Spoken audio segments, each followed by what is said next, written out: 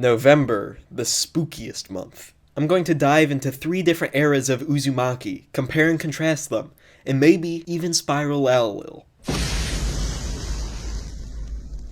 The original manga started out as a serial in a weekly serial magazine called Big Comic Spirits, and the way the chapters are structured very much reflects this, especially in the first half. Chapters tend to follow the structure of introduce a new person or thing, they start acting strange and have some sort of spiral-like tendencies, and then they go completely sicko and spiral out. It's a method of pacing that is fun when you space out reading the chapters, but can get a bit repetitive if you try to binge it. While the story maintains an element of suspense in how the spiral will affect each chapter's victim, I did at times find myself just sort of waiting for something to happen. Because the victim is not typically introduced until the chapter starts, there isn't really a question of who that chapter's victim will be.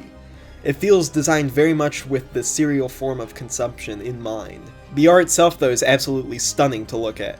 Every page is dripping with an eerie atmosphere that seems to be only possible to achieve within the comic format.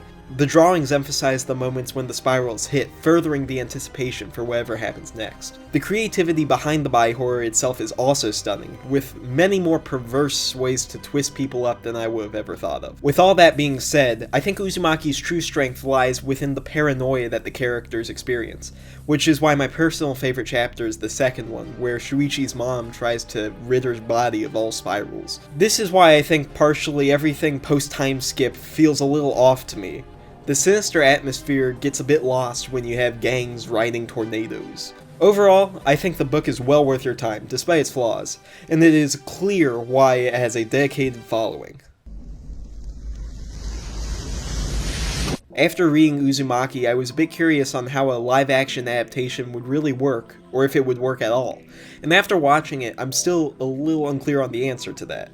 The live-action Uzumaki has a vibe that less resembles Uzumaki and more resembles some sort of weird cross-section between Omori and House. It's weird, but in a different way than the book. Part of this can be attributed to when it was made. This was made during an uptick of digital effects, but before films were typically shot digitally. This means that A, it was shot on film, and B, the effects are flawless in every way. It makes for an energy that's less scary and more bizarre. Everything is tinted with this sickly green color, and certain editing decisions are seemingly thrown in at random. Additionally, it doesn't follow the exact story of Uzumaki, firstly because director Higuchinsky started working on it before the serial was actually finished, and secondly because he needed to condense a lengthy story into the length of a movie. Because of this, the film presents fewer instances of the spiral than the book, and cuts between different stories instead of doing them one at a time. I actually like this interconnected approach more in theory because it feels more like a spiral narratively, but the execution of it feels off. Pacing isn't really taken into account at all, and I would have to imagine that someone who hadn't read the book would get confused at least a few times while watching the movie. There are a few additions worth noting though, like this detective guy, and this cop whose main contribution to the film is this.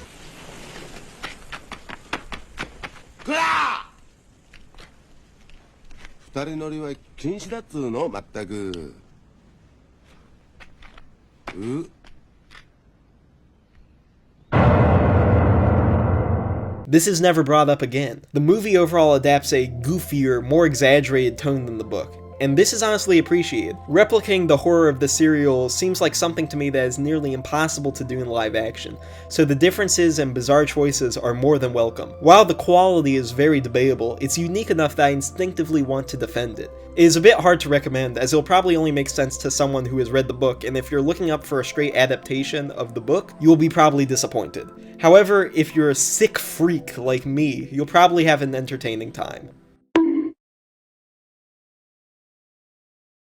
Announced back in 2019, there was a much higher anticipation of the Uzumaki anime due to all the time that had passed, an anticipation that only grew through the various delays. Then, finally, in 2024, it came out to universal praise.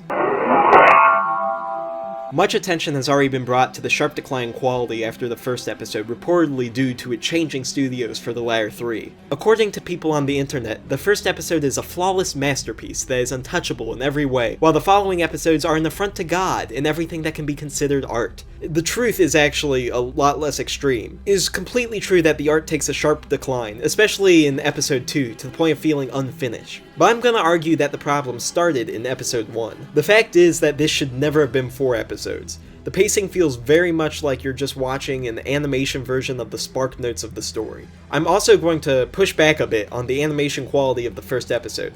This may sound a little bit counterintuitive, but at times the animation feels too smooth to me. Scott McCloud details how the comic format leads to an inherently staccato absorption of images, where our minds are asked to fill in the gaps in between. I feel at times like this would be scarier if it moved more jaggedly and abruptly, as the smoothness takes away from the intimidation factor. Going back to McCloud's point, our minds are filling the gaps in between the panels. Nothing is ever going to be scarier than what we imagine. So with that in mind, what is the point of a straight up adaptation like this, where it's merely replicating the book in video format? Best case scenario, it's just an inferior way to experience the story, and what we got was far from the best case scenario. It is evident that there was a lot of behind the scenes drama and budget constraints that led to the anime turning out the way it did, but I still honestly think that it's my personal least favorite out of the 3.